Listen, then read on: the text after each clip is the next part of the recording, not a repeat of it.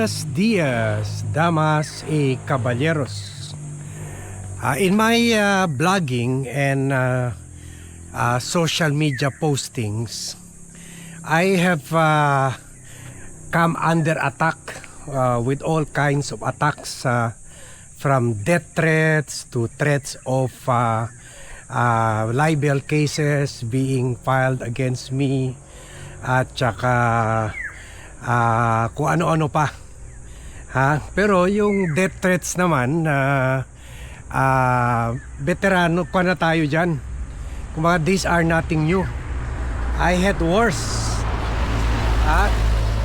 times during my stint as an investigative reporter of the Philippine Daily Inquirer, kung saan dahil sa expose ko, gumawa ako ng expose during the time of Speaker Joe De Venecia regarding dito sa Fidel B. Ramos administration, regarding dito sa pork barrel. They used to call me as the pork barrel king.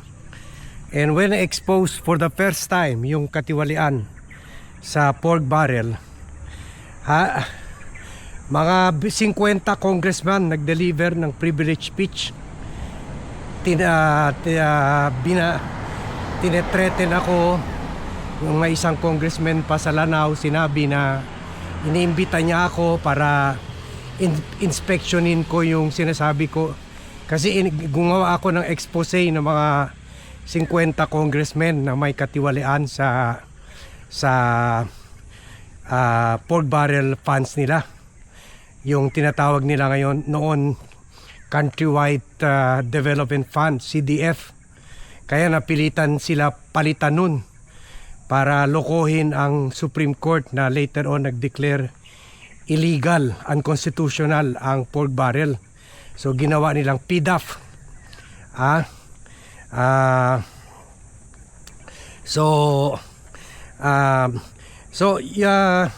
When I exposed that, may isang congressman sa Lanao na nag-deliver ng privilege speech at sinabi na I'm inviting Mr. Nocum to my place to inspect my infrastructure project, my road projects that he said was overpriced. Sabi niya, I promise Mr. Nocum, I will do my best not to bang his head in the road pavement. So gagawin daw niya lahat para pigilin ang sarili niya na hindi ihampas yung ulo ko sa proyekto na privilege speech ito. So kumbaga, kuwan na yan. Mga death threats naman ay parang par for the course na, ang sabi dyan sa English. Kumbaga, kasama na yan sa vlogging. Ganun talaga. So part of the risk we take as a vlogger ngayon. So also sa mga death threats, ang dami ko ng death threats nakuha. Meron pa ako 120 million libel case from a tycoon na sinubukan ibenta yung isang propriedad ng gobyerno kasama ng isang corrupt na presidente. So pending pa yan ngayon sa Supreme Court. So nothing is new.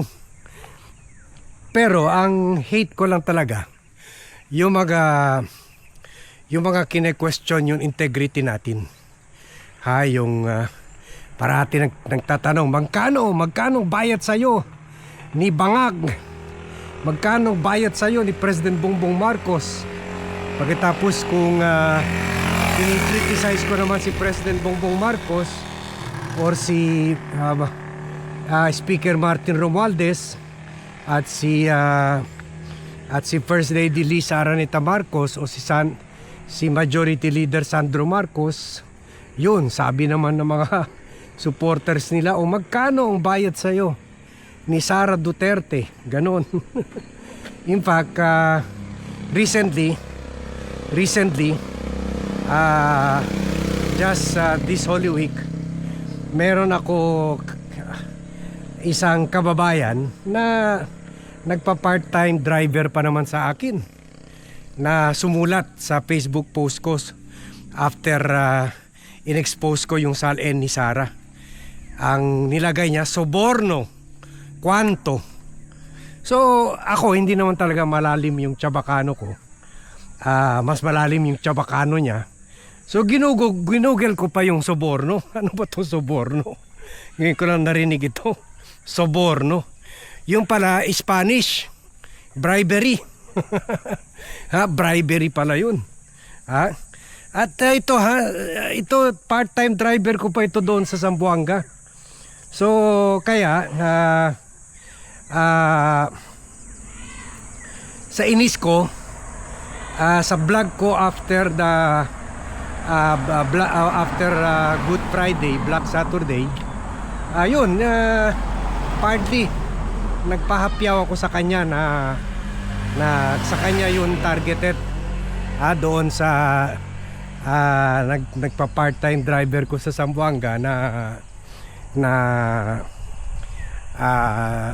inakusahan tayo ng pagtanggap daw ng pera ng payola kay President Bongbong Marcos or kay Romualdez.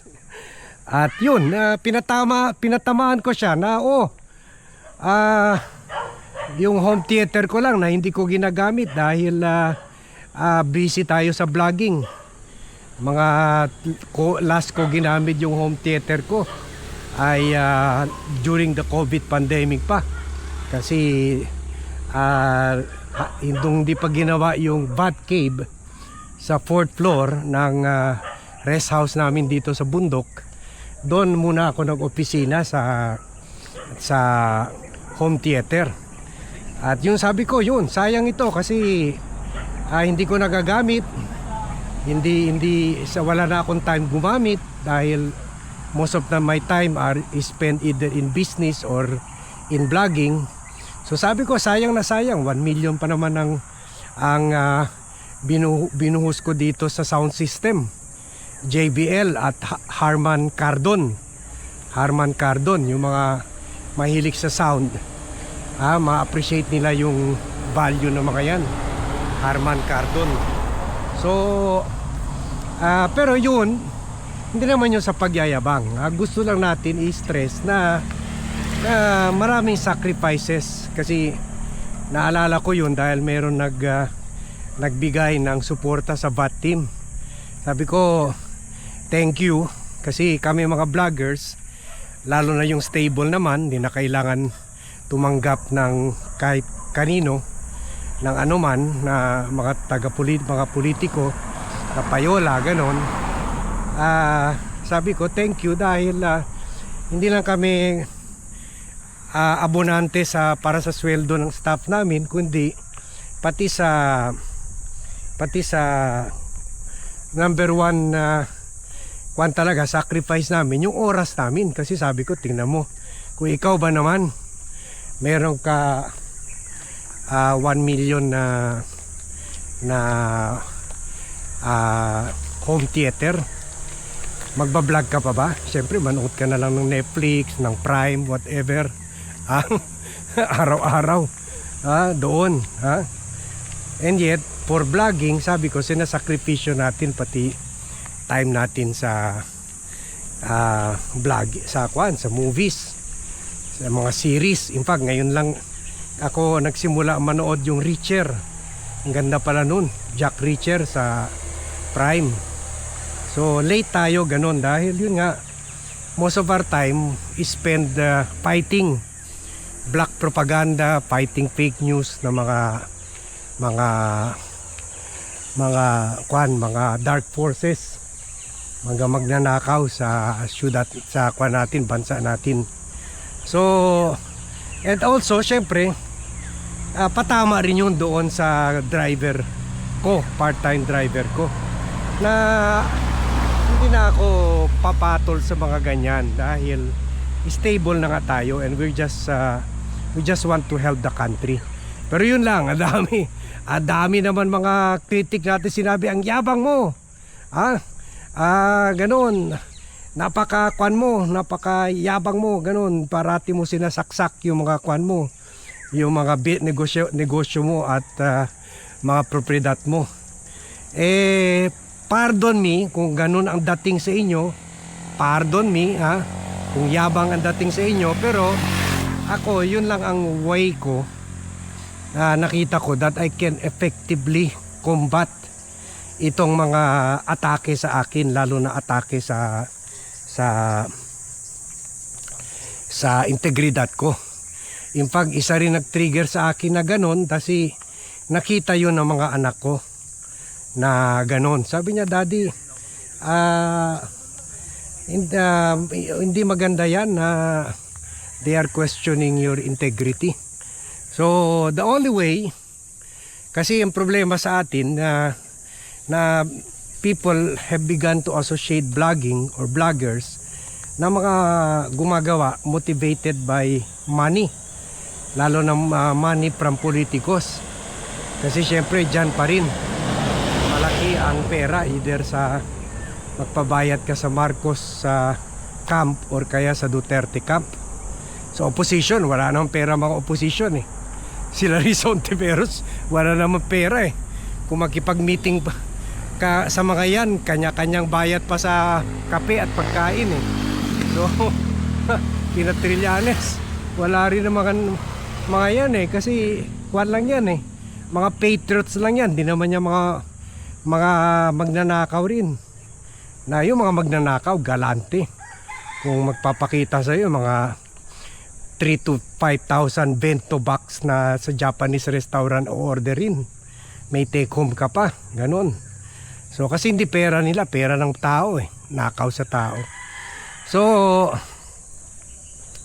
kung from time to time ini-sprinkle ko, na dati hindi ko naman yung ginagawa, yung stability ko sa buhay, yan ang pangkontra ko sa mga na iniisip, kagaya rin ako sa ibang vlogger na nabubuhay or ginagawang hanap buhay ang vlogging. So hindi tayo ganon, never tayo maging ganon kasi okay naman, may mga negosyo naman tayo so at may mga passive income naman tayo sa mga we made sure of that na meron tayo niyan. So kahit retired na tayo, so yun lang ang gusto ko yun lang ang, kung paminsan lumalabas na mayabang si Vat, I'm sorry, pero that is the only way para ipakita ko na I don't need anyone paying me for me to blog about anything at all.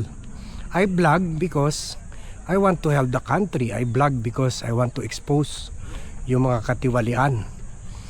I blog because as a PR executive, as a political strategist, na checkmate ko, na outsmart ko, nakikita ko yung direksyon ng political or PR moves ng mga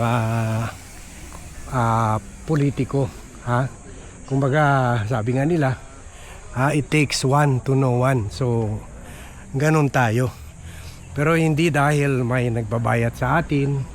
So in the past parati ako gumagawa ng denial, o parati pinapatulan ko kung nakikita ko sa live section sa may mga comments na magkano ang bayad sa iyo ni Bangag, ganun pero ngayon hindi ko na lang pinapatulan, pero from time to time sineshare ko yung gaano ako ka-stable. That is my way of fighting back in a subtle way. Kumaga sige, inggit pikit kayo, mamamatay kayo sa inggit. I am stable. The message is I am stable. I don't need to be in anybody's payroll. And I'm not speaking motivated by that payroll. Ha? So, ganon ang mensahe ko. O, yun. Kung sa ilan, yabang ang dating nun, wala na akong magawa doon. Bottom line is, mas okay sa akin na sabihan nyo na ako na road Navarro or mayabang a million times, matatanggap ko yun. Ang hindi ko lang matanggap yung sabihan ako na sa payroll tayo ng Presidential Communication Office, nasa payroll tayo ni Romualdez, nasa payroll tayo ni President Marcos. Yun hindi ko matanggap. So yun lang yun. Kwentas claras lang tayo. That's why I made this vlog, because I just want to get the issue off my chest. Kasi kahit pa paano nakakapikon tulad ng sinabi ko. Okay lang sa akin yung death threat, basta lang wag ko makita yung mga kasi yung integrity is everything to us. Without integrity and character and good reputation, there's no point of living na lang. Hindi naman tayo kasing kapal na mga tumatanggap ng mga maleta dyan. So yun lang. I just want to be honest about this thing. I just want to address this issue once and for all. So kung nakikita nyo, dating mayabang si Bat sa mga travels natin, it is just my way of countering itong mga presumption, misconception na lahat ng vlogger ay patay gutom. Okay? At lahat ng vlogger ay bayaran. And at nagbablog motivated by money. Meron pa rin mga vloggers na motivated to vlog for love of God and country. Pro Deo et Patria. Doon lang tayo. So sige, hanggang dito lang tayo. I'm happy I was able to get it off my chest. So thank you very much everyone for watching. Thank you very much for joining me in this vlog. Good morning to all, and see you in my next vlog.